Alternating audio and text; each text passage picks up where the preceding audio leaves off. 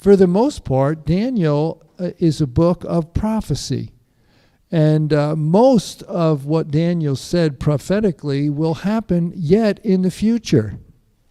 And the book of Daniel is an amazing book that God has given and enlightened Daniel as the future of what would happen, not only with the nation of Israel, but what would happen at the end time. And no book in the Bible better coordinates with the book of Daniel than the book of Revelation.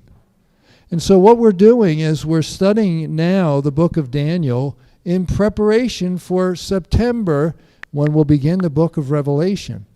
But when you have this as a background, it provides so much more information and understanding of what God is doing. And so we're going to go to Daniel chapter 1 and verse 1 and read a few verses, and we're going to put Daniel in a historical context. Daniel chapter 1, verse 1. In the 3rd year of the reign of Jehoiakim, king of Judah, Nebuchadnezzar, king of Babylon, came to Jerusalem and besieged it. And the Lord delivered Jehoiakim, king of Judah, into his hand, along with some of the articles from the temple of God. These he carried off to the temple of his God in Babylonia, and he put them in the treasure house of his God.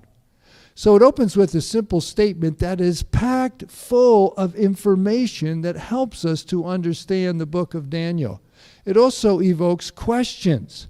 Who is Jehoiakim? And why did Nebuchadnezzar besiege and destroy Jerusalem? And when did that happen? And it mentions here that the Lord delivered Jehoiakim, king of Judah, into his hand. So why did that happen? And how does Daniel fit into this whole picture? So in order to get some needed background to the book of Daniel, turn with me into the Old Testament to the book of 2 Chronicles. Did you ever hear of that book before? You probably never heard a sermon from the book of 2 Chronicles. But turn to 2 Chronicles. It's right after 1 Chronicles. But you know, it's a pretty big book, so it shouldn't be too hard to find, right? And look at the very end of 2 Chronicles, chapter 34.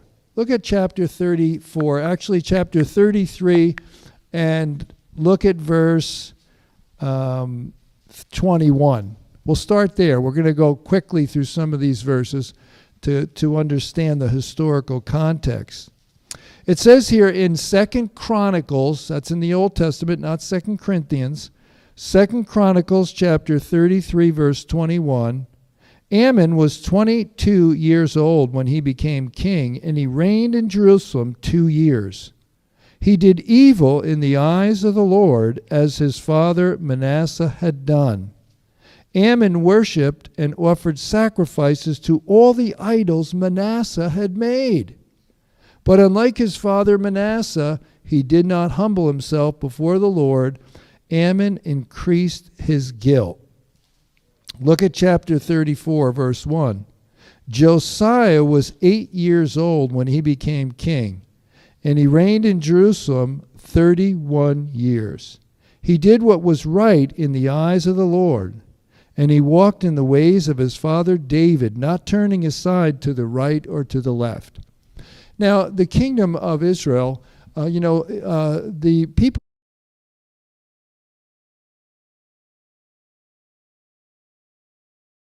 people of Israel cried out for a king, you might remember in the Old Testament, because they wanted to be like the other nations. God's intention is that he would be their king. And so through the prophet, God informed them if they wanted to be like the other nations, they were going to pay taxes and all sorts of things. But they clamored that they wanted to be like the other nations. God had intended to give them a king, but they wanted a king. And who was that first king that the nation of Israel had? Saul, right? How many years did Saul reign? For